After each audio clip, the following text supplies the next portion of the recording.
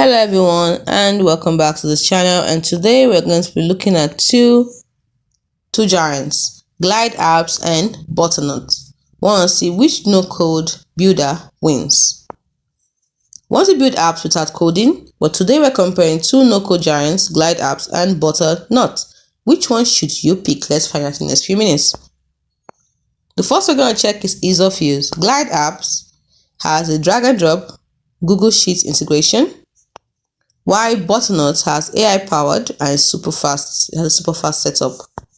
When we look at what they're best for, Glide Apps is best for small businesses and internal tools, while Butternut is best for startups and rapid MVP development. When you look at pricing, Glide Apps has a free tier plus paid plans of $25 and above for a month, while Butternut has free trial, then $29 and above per month. When you look at customization, Glide Apps is good for basic apps and workflows, while Butternut has more advanced UI/UX flexibility. When we look at AI features, Glide Apps has limited AI tools, but Butternut has built-in AI for auto design and logic. Last, let's look at their speed.